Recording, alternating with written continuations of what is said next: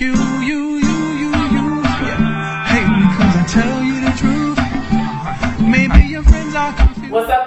It's your girl Just B. And it's your girl Vina 9. And we are the Antisocialites. And we have today in our studio live Two beautiful ladies. Yes, Tatiana, founder and CEO of CViddy TV, and Meline Rose, entertainment journalist. How are you? I'm good. How are you, ladies? Good. How are you? I'm great. How are you guys? We're good. It's like when Queens Link and Media Link all in one. Right. Talk about how the females do it. Yeah. Right? How we knocking it down in the yayo. The 305. Because everybody doing their thing right now. You Right. know? Yeah. Just gotta show appreciation and some love. Put it out there. Yeah, so let's just get right into it. We're all in media, so let's start with Meline. How did you get into this lane, this game?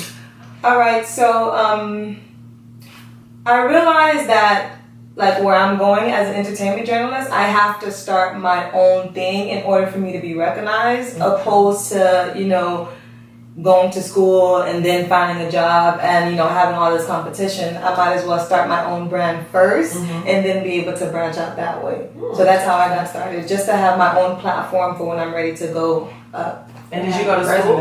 I'm still in school, actually. Okay, I have dope. another 2 years to go. Where are you attending? FIU. Oh, that's dope. Yeah, Me too. Really? Yeah. What? Well, I came down here for my master's. So it was a program like an advertising and PR master's program. So The same? Yeah, I like it. yeah, it was cool. Yeah, it's cool. Have my little woes over there, but That's dope. I'm glad that you chose to like be proactive about it and start now, because when I went to school for communications, blogging was just starting to take place. And your resume would be better if it was a reel or everything that you've done as opposed to a piece of paper saying that. So that's dope that you started. And it also helps me get the experience too. Build my craft. Internships are very few. Right. So especially in Miami. Yeah.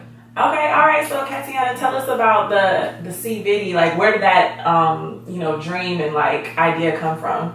To make it kind of short, I went to Miami Media School. Oh, okay. I graduated from there, and then while I was in school, I was on the radio. I did a radio show there, and then I was on another radio show. I was on a Great FM for about 2 years. I had my own shows on Fridays.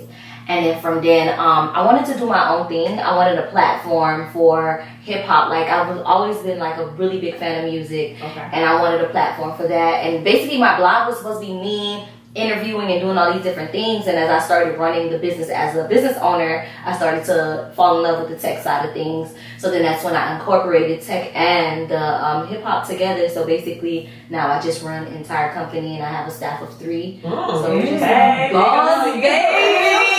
Yes. Yeah, no, I've noticed with your blog and even your posts that you do on Instagram, they're not just like regular posts. Like there's transitions, there's color, there's sound. So did you teach yourself how to do that? I actually had to teach myself how to do everything, because trying to find a graphic designer, like trying to be on a budget and being a media girl, trying to chase your dreams, like everything can be expensive, like getting a videographer, getting all this stuff. So I had to really do my research and learn how to do this stuff myself. So I basically run the social media. Me and my other intern, I run the social media. We run it together. So I actually teach her what I learned. I go and just do a lot, like half of my day I research how to do this stuff myself, because it can get really expensive to try to get to a graphic designer and all these people. I want to clap for you, because because it's annoying. Like somebody says they want to work with you, they want to help you, and then they might take your pictures, never give you the photos. They might say they want to do the graphics.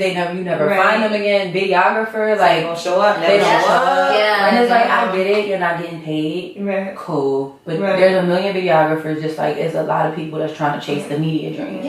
So let's just work together. But in the end, sometimes you gotta say fuck it and do it yourself. That's true. And a lot of them lack professionalism too. That's another thing. I've been in so many situations where I've done like a really big gig and I've never received the footage to this day. Damn, and that's happened to us too. Yeah, like I've been in that situation on so many occasions. Thank you, God. My boyfriend's a videographer, so he works really close with me. So thank God I don't have to go through that no more. But I've been through that on so many occasions, and it's terrible. Makes your brand look bad. So it's like you gotta just learn how to do it yourself. Did you know he was a videographer when you met him? No, he actually wasn't. Listen, he actually wasn't. I had to mold into it, and now he's like, Look that's at his you. dream. Wow. Yeah. Oh, wow. Look at you. Okay. We're gonna do this together. We're Right. gonna come up together. So Right. that's dope. That's how you do it. So, you know, we just talked about how Miami can lack professionalism. Do you find that running your business in this city, do you think it'd be easier if we were in LA or New York, or do you think the challenges here is what makes the grind more special? It's definitely the challenge. I don't think like it's about location, because even if we were to go to New York, LA would probably be the same thing. At the end of the day, we just got to get the work done ourselves, you know, to make the dream work. Well, for me, last year I moved to Atlanta just to like Yeah, you shift did. the business, shift myself. really? I moved to Atlanta last year and I was there for 6 months, and the amount of things that I learned there, I was like, my friend is a PR and she does like a lot of things in the industry. And she was telling me, she's like, I don't know why would you move to a city where it's like it's a lot of bloggers? Why don't you stay in Miami where there's barely any bloggers? There ain't no entertainment companies like that there. Why don't you dominate there? Like bring the stuff there. Like she's like, it doesn't have to be local. So when she told me that, I kind of thought about it and I was like, I could really do all this shit at home. So when I came home, that's when I felt like the brand started to expand more, like I was doing more. I made a lot of different connections in different cities. So now when people come down here, like, hey, you know, this is going on, this is going on. And I get these connections anyways. So I feel like it's not really where you are, it's what you make out of it. Right. Well, I mean, interesting though, because you went to Atlanta, she told you that, but like we talk about this all the time, because like our goal is to get to LA, but we know we need to like dominate Florida, or at least have the demographic foundation, because it is wide open down here. Yeah, right. And that's what's special about Miami. Yeah, put in that work. Right, exactly. Put in the work. The thing is, like, people put in the work and then they fall off. Like, Miami has this thing about being consistent. Like, people be good and then you see them one year and then the next year you don't. Whether it's an artist or a blog or something like that. And it's like, especially when you're getting really, really good at it. Why do you think that happens? Because it's tiresome. You know what I'm saying? You and I just had this conversation. We think it's because, no offense to if you grew up in Miami, but like you don't have to leave Miami. You really don't, because it's beautiful. There are certain industries that are always going to thrive here. And if you don't, I feel a lot of people get complacent that stay here and they don't have, like, I'm sure y'all are down to travel and move to Atlanta. I'm clear. We're ready to go somewhere else, but like we were talking about the kids that you come across from, and it's like they don't feel like they have to leave. So like you have the beach, you have the nightlife, everything for you. So if I fall off today, I'll just pick up next week, or I'll just pick up next year. Yeah, and they're very comfortable. That's my And another thing is, I also feel like Miami is kind of like, I don't want to say small-minded, but they don't see what's out there. When I started to travel and I started to make all these connections and meet these different people, and I started to, research the things that I know now, I'm like, damn, the world has so much more. And there's people that are born here and never been out of Miami. So it's like, for them, they're so comfortable with that. They don't know that there's more. So that's why they're inconsistent with the things that they do. Me, I reach for the stars because I know, man, it's a whole lot of shit out here. It's a whole lot of money out here to make. Me personally, going to LA is a personal dream thing for me. It's not even just the entertainment side. However, like you said, but then people get tired of singing the same song. Like, everybody's had the same struggle. They did this and they blame it on Miami, but like you said, they don't go outside of it to find more new things to bring to the table. Like, everybody sees something happening and then they jump on it and they do the same thing. And they do the same thing somebody else is doing, but not bringing their own flavor. Like, you're doing music and tech. Not too many people doing music and tech. You're actually hosting and being a journalist and like doing red carpet. Everybody's not doing it. Our podcast is different from everybody else just because we create a different aesthetic. We have live, everybody's trying to do something different. So this little generation of people trying to do the media, I think is going to do. I know. We're all flourishing. Because I believe that before, years ago, growing up, I never looked up to anybody in media here. Like, the only person that I knew about was on the radio, no, not Karen, but like people on the radio like Super and Big Lip Bandit. Those are the people that I grew up on. But like, I'm sorry, now, no disrespect, but it wasn't like a real impact. Like I didn't look up, I didn't see somebody who was like, damn, I want to be like her, or damn, I love what she's doing. I never had that, and I feel like the music industry itself didn't have that foundation. They didn't really have PRs. They didn't have bloggers. They didn't have a lot of PR people. Not in Miami. They didn't have like, they didn't have these media platforms at the time, like that time. But us right now, we have, we're creative. Like this generation is so creative, which is why like I said, I love the Miami music scene now. So many events, pop-up shops, so many different things are happening. Wynwood. But 10 years ago, this was it was just about partying. It's probably also about social media too, because social media gives us a platform. Exactly. But when you said 10 years ago, it was just like, that was a time where Miami could have been something because the music was there. When Cool Dre, DJ Khaled was coming out, you had Bizzle, like everybody was doing their thing. They had a sound, a connected sound, like it was a Miami sound. Now they have a sound, but it sounds like a little bit of this and a little bit of that, and everybody's everywhere. But stronger as a movement, the whole Miami really could have made it. You have Briscoe. Like everybody at the time, at that time, 10 years ago, yep. But now that Miami is such a larger market now, it's always been for like nightlife. Right. We were talking earlier how different conferences and festivals are coming down here. So Revolt, how many years have they been here? Like 3-4 years. Yeah. Art Basel's getting way bigger now. Way bigger. I'm sorry, but I don't even want to be a part of all the foolishness. It's different now. It's different. Art Basel? Yeah, Art Basel, because it stopped being about art, or like it was more exclusive and intimate, and now it's just a show.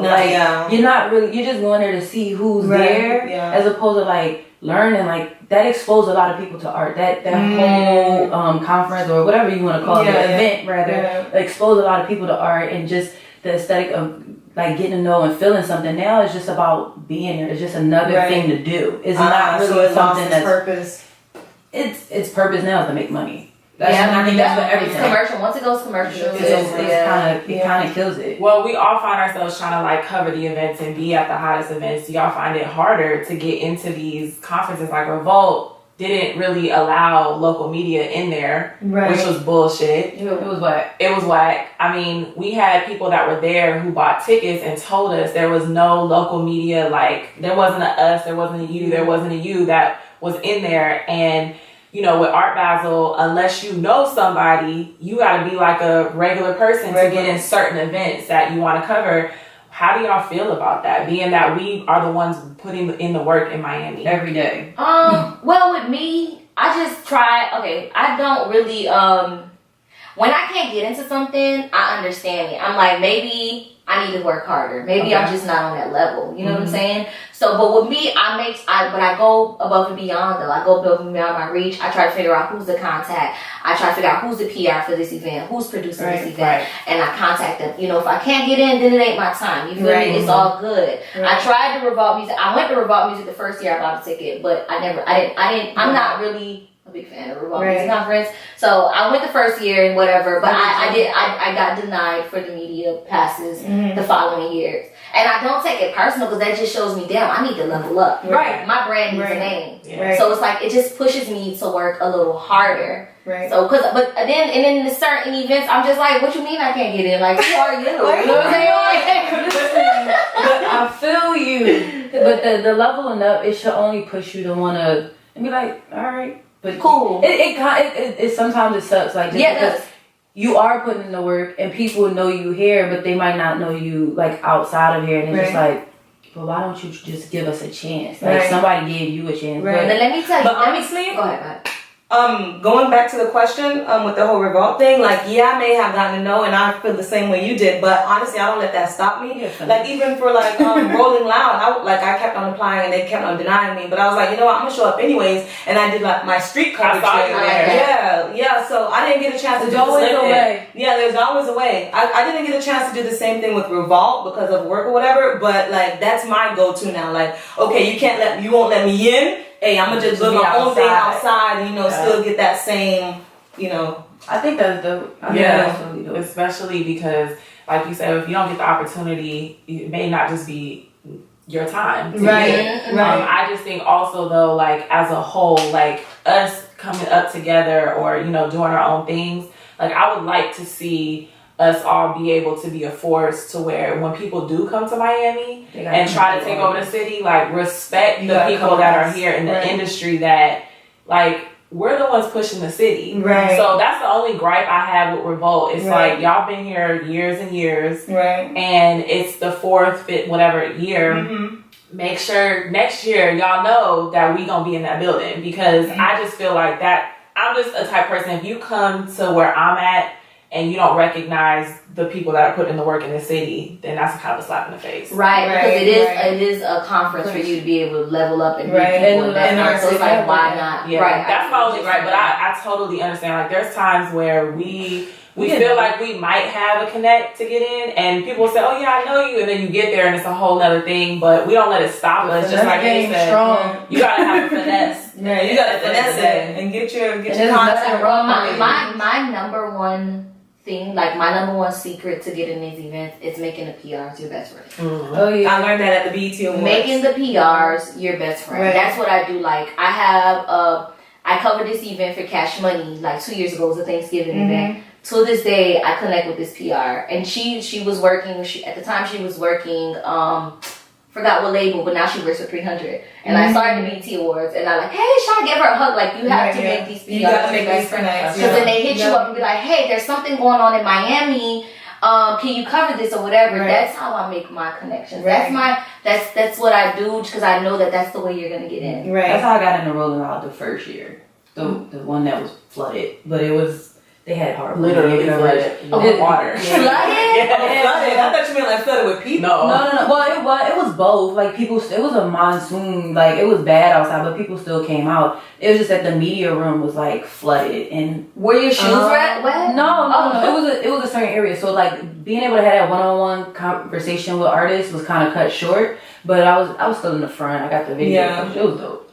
But yeah. How do y'all decide what you don't want to go to and what you do? Because like the PR might hit you up and it might be for something that you're like, I ain't trying to cover this. Like, how do you pick and choose? And like with the professionalism, we all gotta be professional because it's your brand at the end of the day. But like, you know, there might be people that hit you up that you're just not willing to like put your time and energy into. How do you handle that? For me, I look at like, depending on what it is, I look at like, are you consistent with it? Are you really passionate about it? Or are you just doing this for like the time? I look at like, of course, the distance I would have to travel for it. Well, what am I going to get from it? Mm-hmm. I look at, you know, what else? Like I just consider all factors just so that I know that it's not going to be a waste of time. You know what I mean? Like just in case, like just to see if I can really benefit from it. Yeah. Makes sense. With me, I just got to that point where it's like, I was saying that to my homegirl last night, which I wish she was on this podcast because she's a dope PR too. Simply? Yeah, we were talking on the phone last night, and I was just telling her that I'm to a point where it's like I can't do every event no more. Like, girl up. I can't do every event anymore. Not because I think that I'm the shit, but I just feel like you have to place yourself. You have to have some type of exclusiveness to you. You can't be accessible. You can't be so accessible. Like be accessible, but not too accessible. Right. Mm-hmm. So it's like certain things that I know won't benefit me or benefit them. It won't work out. Some things I go to and I'm just standing there. Like why am I? And I'm like, okay, I should have never took this gig because, and then I have to waste my camera guy's time. Right. He has to edit. You know what I'm saying? So I have to think as a team now. How is this gonna work out for you? How much time is this gonna take for you? So now I move how it's gonna benefit me and my team and how it's gonna benefit this company. Right. How good it's gonna look for them. Are they even gonna appreciate this? Right. Yeah. So it's like I can't really do every event anymore. When I first started, I'm talking about I didn't really know what I know now. Right. I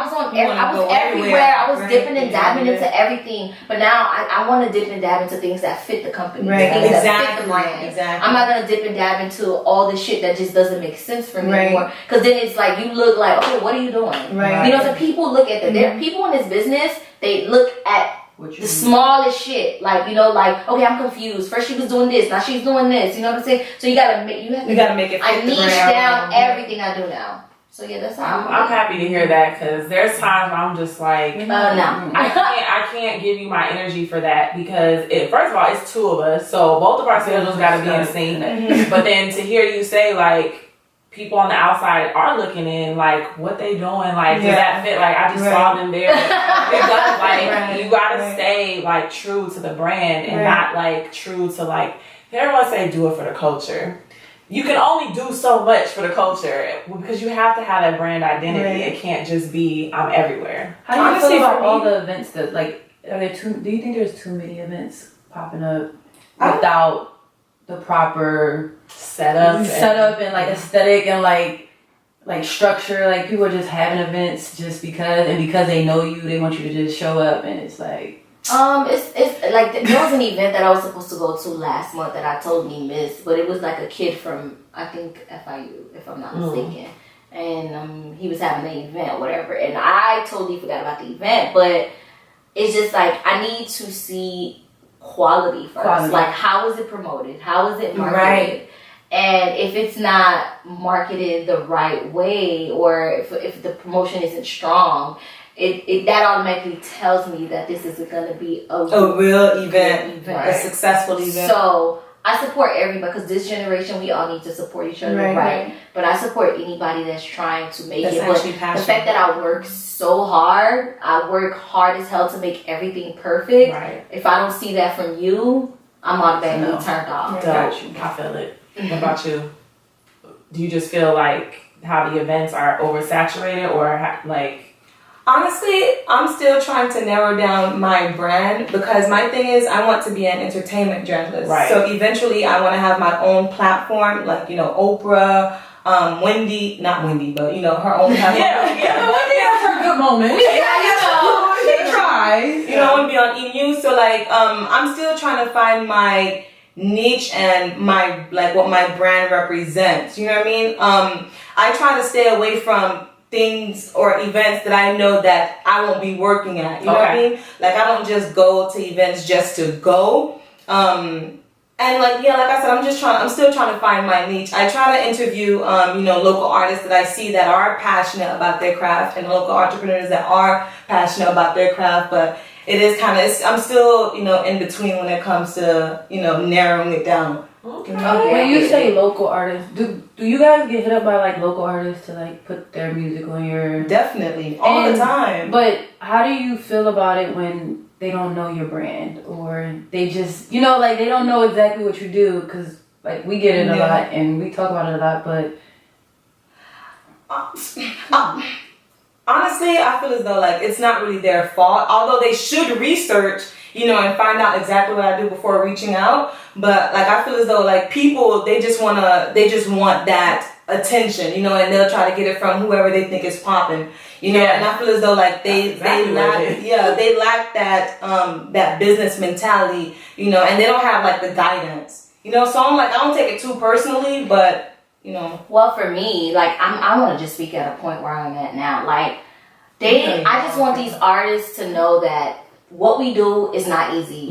That's true. We don't stay up all day. If you want a blog post, if you want to get on somebody's podcast, if you want to interview from somebody, we can't do you 1, 2, 3 just because we think you're an artist and you deserve it. And you deserve that spotlight. At the end of the day, like our digital covers, which is why we stopped. It was supposed to be 12 artists this year, but we did only 5 artists. Simply because I feel like I want to see the artist grind. Like, if you're not going to ask, like I said, I work hard. So if I don't see you working hard, why do I need to give you a blog post? You know what I'm saying? Like, I'm not charging you for nothing. But work hard. You working hard is what I'm charging you. Let me see how hard you're going. But you can't just be some artist that just fell out the sky and say, hey, I want a blog post. No, because I work hard. I got to sit down, listen to your song, and review it.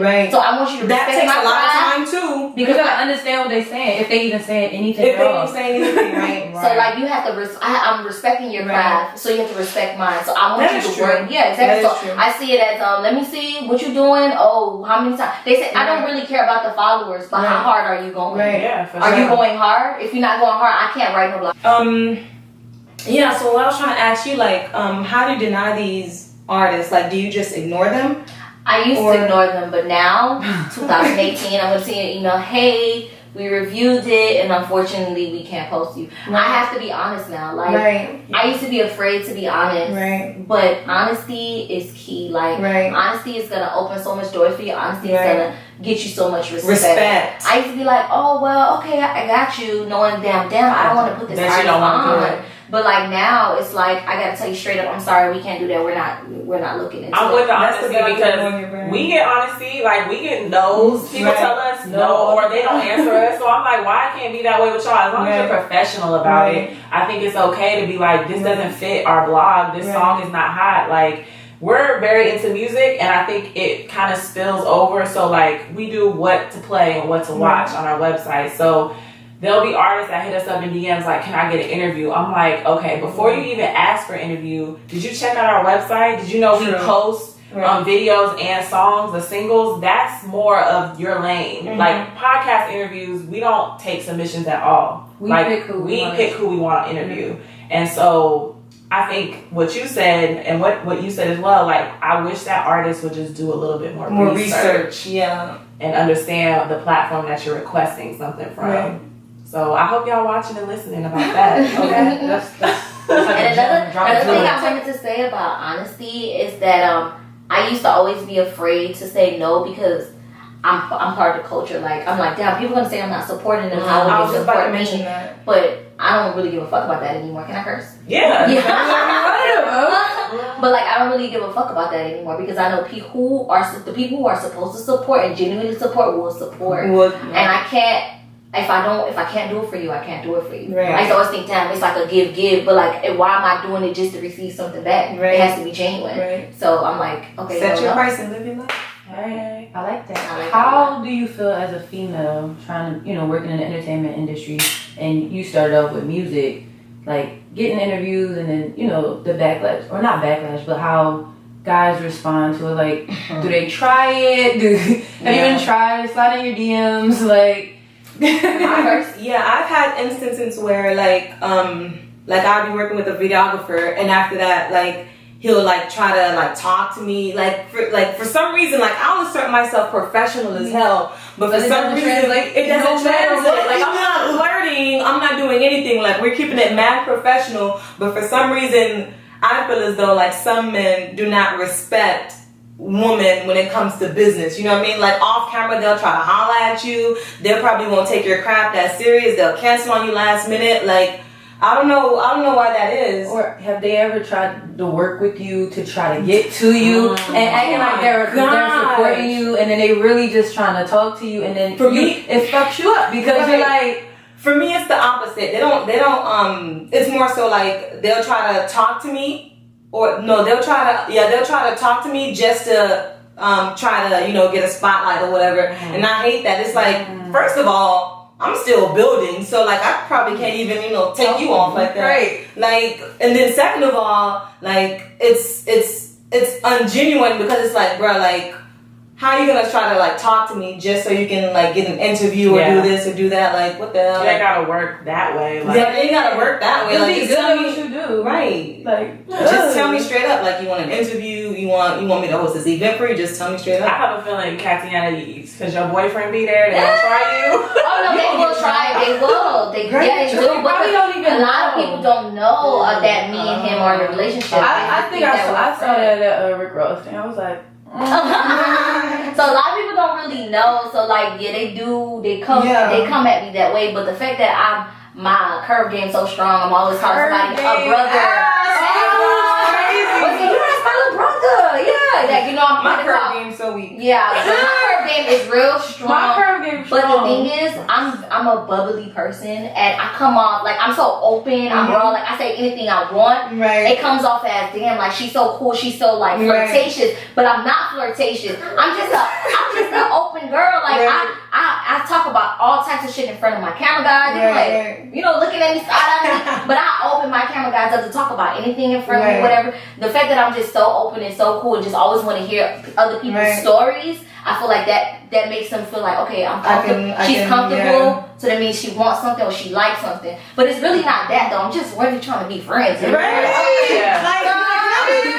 we just work together? Can we just be friends? Can we home? Can I hang with you? Can I be down with you? Like, and it's part of what we're trying to do anyway. Like a lot of people, I feel like in media and blog and all that, your personality has to kind of be outgoing, and you have to be able to talk to people anyway, because that's what we do. Like, but don't take it as I'm flirting with you. I want to be with you. Right. Like, So niggas don't be I think it's hard. Exactly, because what they mean is that's all time. all guys do that. Nigga, All I'm talking about garage band. I'm talking about Pro Tools. Like, what do you mean I'm trying to talk to you? How did you get there? Because we are, attractive women. So we are like eye candy, but it's like eye candy at work. You know what I'm saying? Like, we trying to get something done. Like, don't. Right. And I only ask that because it's been like I've been through it. I know you've been through it. It's just like, damn, like, why we gotta go through this? When a guy says he wants to put out a podcast or something, ain't no guy trying to talk to him on a low, like, hey, or a girl trying to get an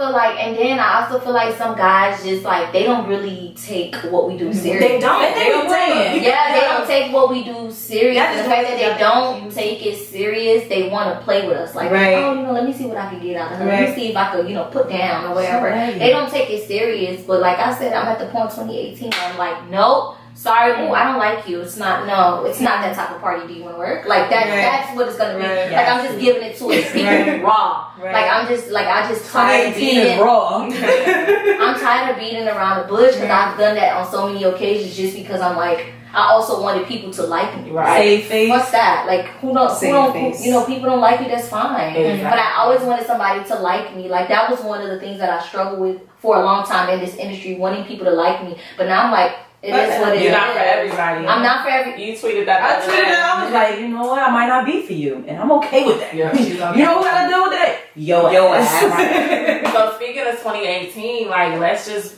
talk. Like, what are your goals? Where do you see your brand going? With my brand, I'm honestly being tugged in a few different places. I'm a student, an entrepreneur because I'm working on this business for my mom, plus my brand. So I hope to start, generating revenue from my brand specifically, just so I don't have to depend on, work for that. Yeah. So I hope to be more involved with the city. Like I want to put on events that I plan on doing this year, but it didn't happen. So I hope to collaborate and put on events. Like I really want to reach out to you ladies in regards to this one event that I want to host in March. Okay. But I'll talk to y'all about that. And I said you already know. Yeah, and I just want to push out more interviews and work with quality artists and entrepreneurs. So I'm just trying to You just grind. Yeah, still building. 18, Yeah, you still grind. yeah, because I'm still in When school. will you graduate? 19. Yeah. Dope. Well, for me in 2018, like I have a lot of things that I'm actually working on, but it's more based on bringing income into the company. Right. So we built different strategies and different business plans to make actual money. Right. So that's what we're working on. We're also working on something that I didn't want to say, but I'm gonna say it all anyways. We're currently building our office. So Nice. That's exciting. Congratulations. I haven't told nobody yet. You told us. So that's what we're working on right now, just really trying to build a company. We're like, Miami doesn't have a complex. We don't have a hip hop DX. We don't have that. So that's what CViddy TV is bringing to the city. So that's what we're working on. Right. That's Honestly, and collaborations, y'all ready to collaborate? I'm always ready. I love boss bitches. I love girls who do their shit. You know what I'm saying? And I really love right here. I love boss bitches. I love boss bitches. I don't know what it's gonna be, but we're gonna talk about that after March. I really, my birthday's in March. I really love like boss women simply because I feel like I know how hard it is, like behind the scenes, trying to work, trying to do this, trying to, keep up with a 9 to 5 while you're trying to, do your stuff on the side. I know how hard it is. And when I see a girl going hard and she can give credit to another girl that's going hard, it's because she knows, like, this shit ain't easy. You know what I'm saying? This shit is not easy. But I have to say, like, I really admire your growth. Like the last time we met up for that review, and now, bro, like, I can definitely see that you got that tunnel vision right now, and you're ready. Thank you. No, and then I'm glad that you brought up the business plan because we get people that reach out to us and ask us like how y'all do this, but it's like the back end of things sometimes is more important than the creative side because if you don't have a business plan, a goal, then you're just gonna be shooting your shot without trying to get revenue. Like if you want to fund it because you got some pockets and pockets of money, go ahead. But like it's important to know that there is business in this. Yeah, you gotta have a balance. Right. You gotta have the fun, the creative side, and you gotta have the business side. And a lot of people forget the business part, especially in Miami. I think because it's such a lax city that everything is like the homie, I know this person, the image, and then people put on and they're not really working. Like, you know what? For me though, like I lost the business because like at first I initially started because it's something that I genuinely love doing, and I was also doing it because I wanted to build my brand. So I completely lost, you know, the revenue part about it. Like, damn, I really can make money, but like sometimes it's hard for me like to be like, hey, bro, you gonna have to pay for this. You know what I mean? Because it's something that I love doing. Right. You know, and I don't realize, like, you know, I can, you know. I mean, think about the gas you spend. You might have to pay for a makeup artist. I'm getting, the wardrobe. And then on top of that, the time that you're going to have to do to edit your video, edit it and all that stuff. Like, her and I, that we just came up with that. Somebody asked us to do something for them. But, like, it's an opportunity, but how does that... correlate to what you're doing, and then you benefit from it because you know, let's just talk about it being a little humble. We know we're still coming up, but at what point do you say, okay, I have a price, and obviously you reached out to me for a reason, so I didn't call you. I didn't call you exactly, and I'm still learning that.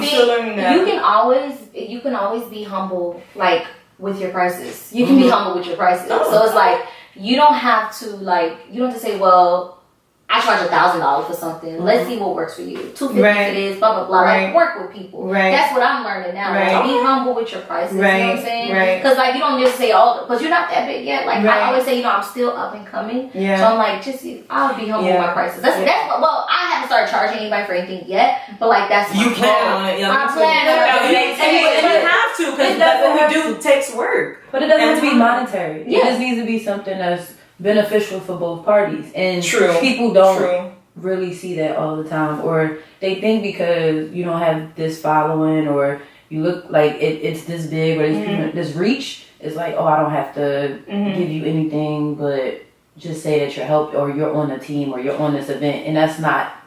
My question is, when do you ladies realize that, like, hey, I gotta start setting my prices and being strict on it? Like, when do you realize your value? Because, like, I know my value now, but at the same time, I'm still being humble about it.